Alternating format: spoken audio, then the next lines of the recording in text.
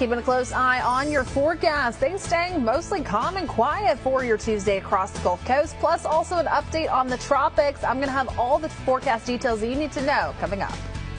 Once again, we were hoping, Jen, we talked to Matt about this a little bit, that heat dome we had, that was the last one of the summer.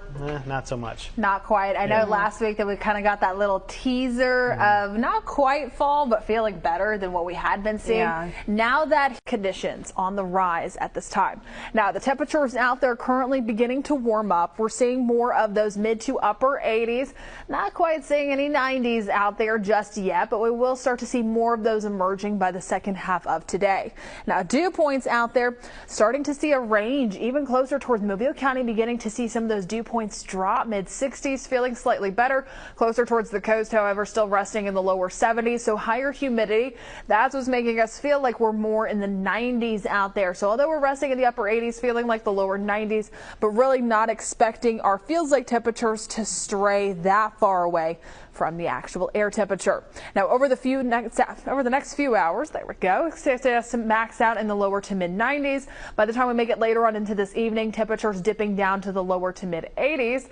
And then tracking the tropics, again, the National Hurricane Center just about an hour ago began issuing advisories on what is now Tropical Depression 13.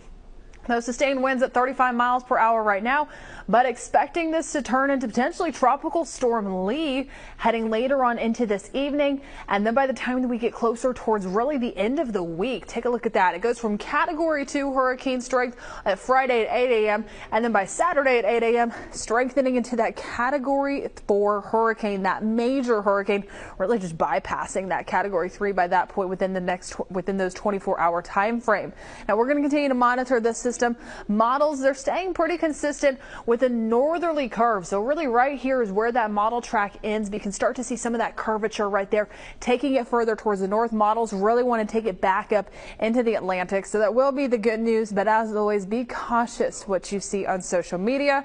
Some of those long range outputs putting out quite some scenarios. Just make sure all the information that you get is from verified meteorologists. Now coming up in just a little bit, I'm going to talk more about your forecast, other areas that we're monitoring in the tropics, plus also some slight rain chances in the forecast. All that's coming up soon. Chelsea.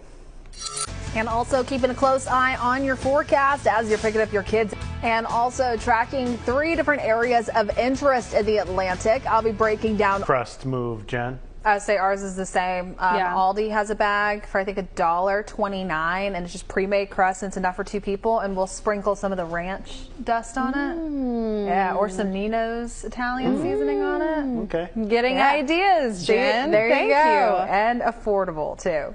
Well, let's go ahead and talk about your forecast right now, because maybe you want to head out to the grocery store, pick up some of those pizza toppings, or so much great food around every corner you look. It's so much fun. Yes, and Jen, we got a taste of fall a little bit in the mornings. I was walking to my car this morning because that's about the only time I have. And I was thinking to myself, this is nice. It feels a little bit better out there. Luckily, dew points, they're expected to bring impacts here locally to the Gulf Coast. We'll monitor and keep you updated. All right, Jen. Yeah, lots of sunshine the next couple of days. All right, stay cool, y'all. There's a fantastic look at the beach. Looking